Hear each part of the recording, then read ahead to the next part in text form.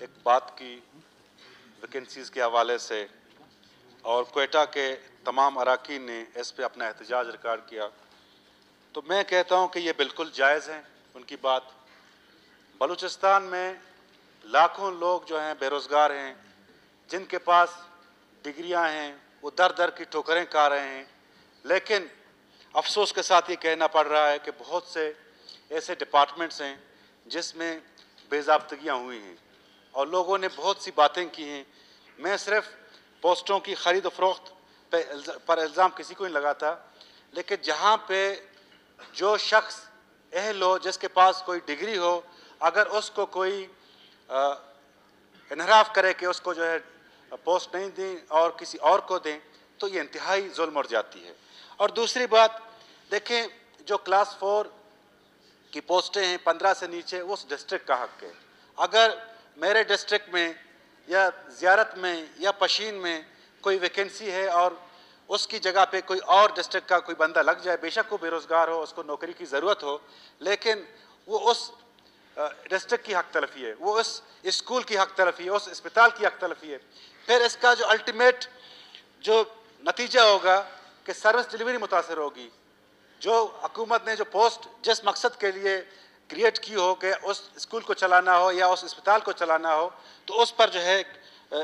اس کے service delivery میں جو ہے رکاوٹ بن جاتی ہے۔ تو جناب اسپیکر، ہم نے سی ایم صاحب سے گزارش کی ہے،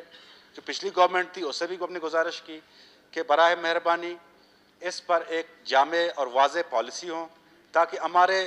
لاکھوں بے روزگار جو ڈگریاں ہاتھ میں لیے پھر رہے ہیں اور اس آس میں کہ حکومت جو ہیں ان کو نوکریاں دیں گی۔ آپ کو اچھی طرح پتہ ہے کہ بلوچستان میں یہاں پہ نہ فیکٹری ہے، نہ انڈسٹری ہے، نہ کوئی اور کاروبار ہے۔ اگر یہاں پہ امیڈیٹ کسی کو کچھ ریلیف مل سکتا ہے تو سرکاری نوکری کی وجہ سے، اور یہاں پر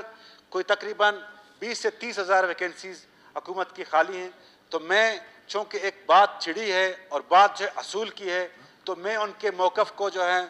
ان کی تائید کرتا ہوں اور وزیر اعلیٰ صاحب سے گزارش کروں گا کہ برائے مہربانی اگر ہم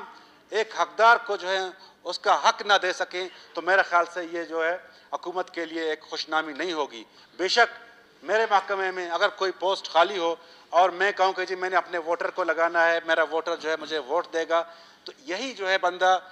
شاید اس وقت میں اس بندے کو ریلیف دے رہا ہوں گا، لیکن اس کے نتیجے میں جتنے بھی جو ہے نقصانات ہیں سروس ڈیلیوری کے حوالے سے، اس ایریا کی حق تلفی کے حوالے سے، اس کا ازالہ ممکن نہیں ہے۔ تو انشاءاللہ تعالی سی ایم صاحب آئیں گے تو جیسے ہی کیبنٹ کی میٹنگ ہوگی تو ایک جو ہے ہم ایک جامع واضح ریکروٹمنٹ پالیسی جو ہے کیبنٹ میں لے جائیں گے، اور ہم نے یہ رائے دی ہے سی ایم صاحب کو کہ جو سوشل سیکٹر ہے جس میں ایجوکیشن اور ہیلتھ سیکٹر، اس کی جو ہیں پوسٹیں ہم پبلک سروس کمیشن کے تھرو کرائیں تاکہ میرٹ پہ لوگ لگیں، ہمارے اسکول بھی فنکشنل ہوں اور ہمارے اسپتالوں میں بھی جو ایسے بندے نہ لگیں جنہوں نے کل مریضوں کا علاج کرنا اور خدا نخواستہ ان کے ہاتھوں سے کسی کی جان کو نقصان ہو۔ تو انشاءاللہ تعالی گورنمنٹ جو ہے اس پہ کوئی کوتاہی نہیں